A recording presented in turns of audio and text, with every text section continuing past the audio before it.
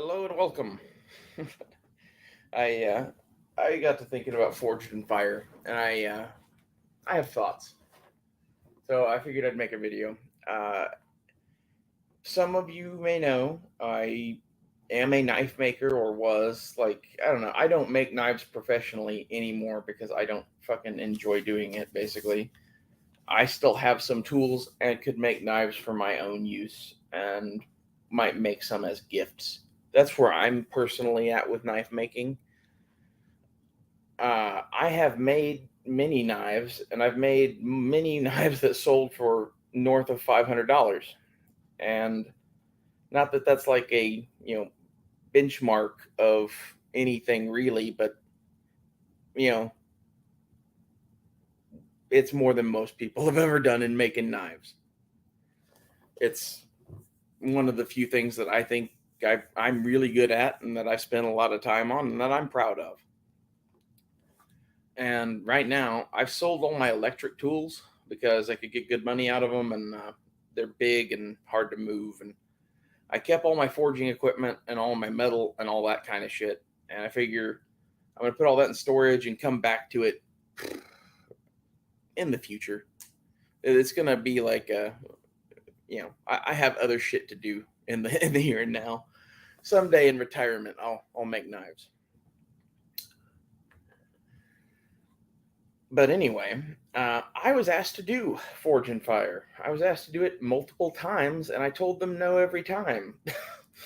And my friends never understood why I did that. And well, here's why. I started forging. First off, in Forged and Fire, they tell you not to do what I do, which is that I started forging in like ninth or 10th grade. Uh, with a propane torch and a hammer and a dream. Like, I was forging shit in my backyard on a piece of square pipe for so long, making so much noise that an old man brought me an anvil. That's no shit. The square pipe was making this like ka-dong noise, and this old man that lived across the street from me, like a couple houses down, came over, came in my backyard, and was like, "Boy, what are you doing?" I was like, "I'm making a knife." He's like, "Oh, okay." He's like, "I'll be right back." And he came back with a piece of railroad track that was pretty goddamn big. I still have it in the garage. He was like, "Here, this makes a way better anvil than that. You can keep it. It'll be way less noisy for me." Anyway, that's how I got into forging. And like, I do not like Damascus. I fucking hate it. And let me tell you why. Uh, why on earth would you want to make a knife out of a bunch of random shit if you don't have to? I get knowing how to do it and even practicing how to do it for fun and for the art of it, but to have a competition based show on canister Damascus and fucking uh, all the other forms they did, but the canister one I thought in particular is a thing that like smiths spend a lifetime to learn, and we were watching people learning to do it live on television. Okay, I didn't want to be one of those people. I know how to do some of those things generally from like reading about them because I was interested in Damascus to that level, but like I've forged Damascus like all of like four times in my life, and it was always at other people's places. Do you think I'm going to do well on a show where the competition is primarily making a blade out of random bits of screw? Because, like, that's the challenges they're giving people. And I'm like, that's just not me, baby. And I'm not going to go, you know, fucking, I'm not going to go try to compete in Major League Baseball when I'm a golfer or something. It doesn't make sense. Okay, like maybe there's someone out there that would do that. That's not me. I take a really long time to teach myself to do just about anything. That's the other thing is the difference between me and most of the people on that show is I am entirely self-taught and have been entirely self-taught since high school. And I have made knives that have sold for as much as guns. I'm proud of that. And it's not like, oh, I wouldn't take a class at this point, but there's a couple people I would love to take classes from. I just don't, I've never had the money to do it. And to be honest, I really, really enjoy figuring shit out for myself. And I think part of the reason that I make knives that people want is like I have an artsy side to me and I'm good with lines and fucking shit. I'm good at taking pictures and shit too for the same reason. And it's that side of me blended with this like military commando shit that I got from growing up with my grandfather that makes me make interesting knives. And it's not like, they're, the best thing or whatever. They're what I want them to be.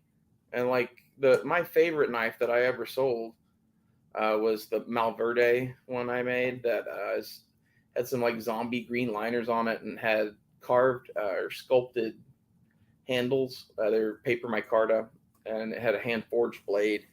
It was just badass. Like it was a knife worthy of someone much better than myself. And it was one of the knives that like when I saw it made, I was just like, cool, I can make knives. I'm done practicing now. And like that's maybe part of it is that like I just wanted the skill and ability to make a knife that was like at a X level, and I'm there now, and I have that sorted out. So I'm just not interested really, at least for the moment. Not to mention there's other fish to fry. But back to Forged in Fire. I really enjoyed the show, despite it being reality schlock TV. It was reality schlock TV that was all about people making knives and fucking people cutting stuff. And there's never been a show about the stuff that I actually like. It's never fucking happened. The other one that these same people made was Master of Arms. That's really what I'm into. Like I would kill to go fucking study under somebody making flintlock muskets and shit like that. And maybe I'll do that someday. But like again, other fish to fry. I just think it's cool that we got these shows at all on TV.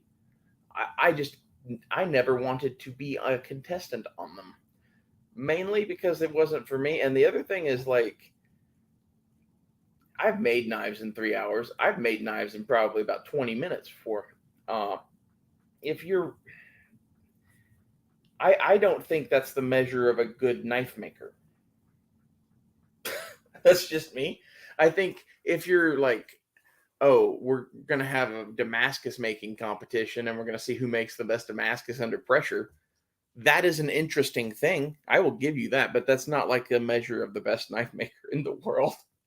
That is, which one of you that is good at making this is an athlete and works well under pressure? Now go. That's just the reality of making most of this stuff is it takes a full day for my glue to dry. Like, I like to harden my blades in the middle of the dead of night. And, this creates issues with like making a knife quickly to me. And like, when you're like, why do you want to make your harden your blades in the dead of night? So again, most people that do this have a heat treating oven. I do all of my heat treating in the forge or with a torch. And it's all by eye. And I've been doing it that way since high school. I'm pretty good at it. Not to brag again, but it's being able to select out, varying colors of orange and knowing what heat they represent and not getting it too hot. And like the thing that I like to specialize in is differentially hardening a blade with a torch. a mentor of mine taught me how to do this in conversations at a gun show. And that's the only thing I have had is I've had two mentors in knife making that basically one I talked at gun shows over the years, and the other one I just like had a text conversation that never ended. And that's all I ever had to help me with fucking any of the knife making shit. And anyway, it's best if you're doing this by eye. You want it as dark as you can get it, first off. And second off, you don't want to be interrupted. So all of this, like the middle of the night is the time to fucking heat treat, at least if you're hardening.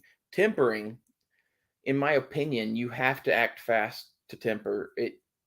I don't like to let my blades go fully cool before I temper them. That's, probably a controversial thing. Some people like to do that, some people don't, but I like to keep my blades above body temperature. They need to be hot to the touch before they go in the oven. I usually use tongs to get my knives from the forge to the oven, and I do that kind of all in one swing. But you could totally let them cool to room temp probably, and you would not lose much, and then you could do your tempering whenever you wanted. But there's no reason not to, except for the fact that you're already up in the middle of the night.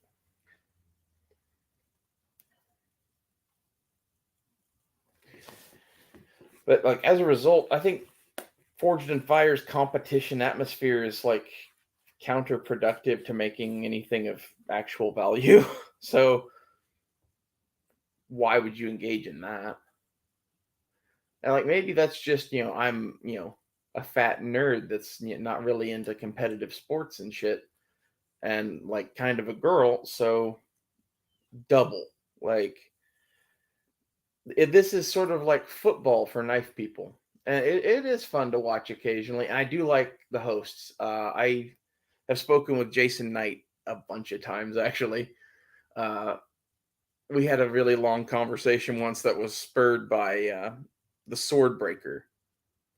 I don't know if you know what one of those is or not, but it's like a short Renaissance sword that looks like a saw, basically, and it's made to catch other swords and break them, supposedly. And the conversation that I had with him, I just sent him a message on Instagram. It was like, this, I sent him a picture of one. I'm like, okay, so I know exactly how I would make this now. No question about that. But how in the fuck would you make this without electricity? And then we had that conversation for like 3 hours. Uh, and it went on that long because shortly after that, I said it was like looking at Moses's DVD collection. And that got a phone call. And I got to talk to Jason Knight on the phone for a few minutes. And that was fucking cool. Uh, we have a lot of shit in common, as you might imagine. He's a big Conan the Barbarian fan, big into sci-fi and fantasy, and a lot of other shit and weapons. And we geeked out for a few minutes. And he was laughing about the whole fucking Moses's DVD collection thing. We talked about Ancient Aliens. So Doug Micarta, I just butchered his name.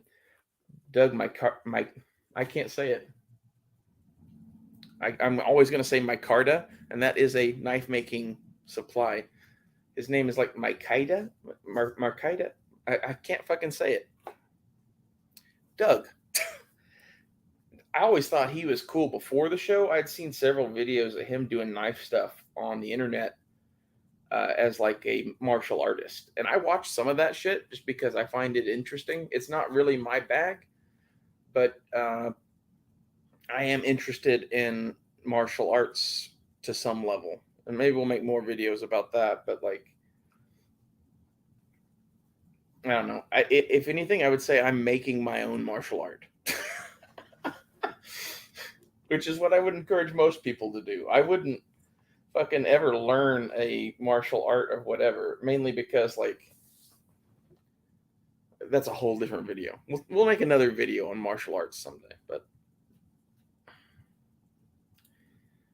the other hosts I'd never seen before anywhere, but they're all fucking cool too. Like just watching them make stuff on their own YouTube channels and stuff afterwards. I'm into them too. So they had good hosts. I think to make an interesting TV show, you have to have some sort of competitive nature to the show, and that makes sense. And in reality, like how else are you going to do it? Like you know, the 3 hour competition kind of like weeds out the chaff. Like you don't want to have everybody waste a week of their life to come back and make the thing or whatever, and that really wouldn't be a good way to make a show. So I get their dilemma with it. I just also get the dilemma of the realities of someone who makes knives. Like there's only a few different kinds of knife maker. There's someone who was taught somewhere how to make knives. That's kind of rare, but they do exist, especially like in England. There's schools for blacksmithing and shit in England. But that does exist. The other one is someone who is passionate and went out and found a teacher and paid them and got private instruction or something like that, or like a journeyman knife makers something or other club, something like that. That's a whole bunch of people. And then there's weirdos like me that like always liked knives and always liked making stuff, and the two eventually collided. And I've met a lot of knife makers that are like myself in that they started making knives, somewhere in elementary to high school, and just always kept doing it because it's cool. And like once you realize that you can make something that cool yourself, like eventually out of repetitive practice you get better at it. That's the general idea. Like the other thing I think is funny is I've met a lot of other knife makers, and the amount of people that say they make knives that do not make knives is interesting. Like I would call a lot of people that say they're knife makers cutlers. They buy blades and put handles on them or something like that. And like if you've ever seen anything I made all of it out of raw materials except for maybe like some belt clips or something like that. Like I don't know, I like hand forging shit. And that's kind of my whole thing is like I get, you know, the high polished, nice factory looking jobs and whatever. And I've even made a few knives that were immaculately finished just to prove I could. I don't really like making that kind of thing because it's like really OCD and it's a lot of sanding. But I can do it. And as such, like, I don't know.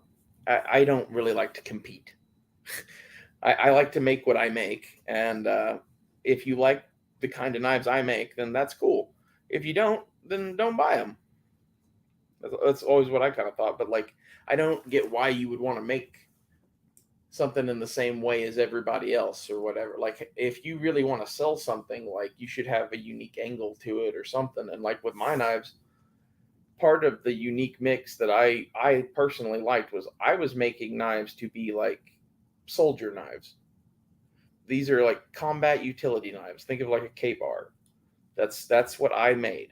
And I was making a fighting utility knife that had a blade on it that more resembled a katana or something in its blade geometry. And it just had this like convex apple seed edge that just cuts through shit like butter. And you don't see that on combat knives. You see that on like some bushcraft knives and swords. And I was putting that kind of an edge onto a fighting knife. And I thought that was a pretty cool thing. And like maybe there's some other people doing that or whatever, but I kind of had my own style to it. And I like, I like sheaths with pouches on them so you can put stuff in them. And like I have the taste of a lot of you listening to this probably. Like you want a knife to do X, right? And whatever X is, it's something out in the woods probably. And you're probably going to want a survival shit as like a backup. And you probably want it to be a weapon. That's what I was assuming on every knife I sold. because that's what I look for in a knife. I want a knife that I can use for utility tasks. I could use to skin game or whatever if I really had to. But at the end of the day, it is a first and foremost weapon meant to cut to the bone. And I think that's what's cool. I don't see the need to make really much anything else. I like kitchen knives. The only reason I like kitchen knives is because you don't have to make sheaths for them. And to me, like, oh, I hate making sheaths. There's no really good way to do it quick, in my opinion. Like the real lie of the knife maker is that you are also a sheath maker, and if you're not, you're not good at making it. Because like a knife without a sheath is worthless. And like, yeah, you could buy bulk sheaths and make knives for those or something, but that's kind of shitty. Like you can make way cooler shit if you learn to work with leather and kydex and shit like that and actually make your own sheaths. And that's what I did, and I just hate it. It's not like I'm not good at it, and not that I can't do it. It's that I hate it. I hate getting little flecks of plastic all up in my business and fucking inhaling a bunch of dust that I don't need. And like you could be like, wear a respirator, but that's easier said than done. Um, I tend just not to grind shit that fucking is bad for you. That's always been my MO. If I'm working with like wood and shit like that, I usually mask up or try to, especially micarta. But like steel, we just breathe that shit in. I don't know if that's probably the healthiest thing in the world, but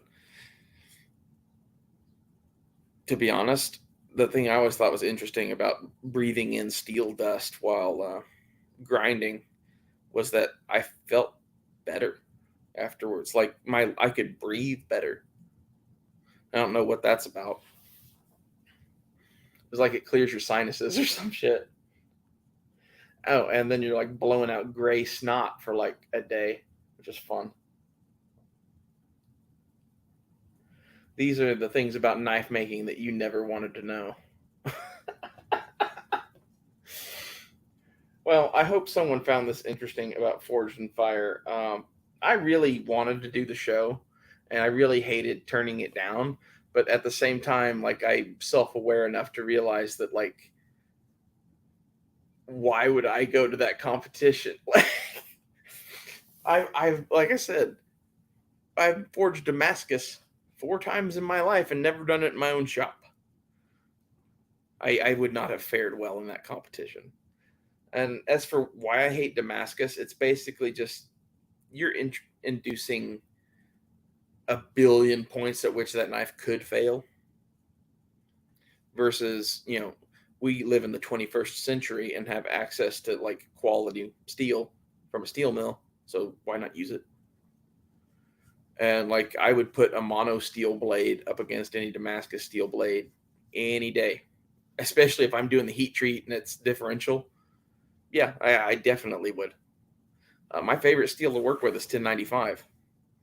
And like that is a steel that has been used in cutlery since like, I don't know, they put numbers to it. Like before that, that same steel was probably being used, but it didn't have a name. It was just the high carbon steel.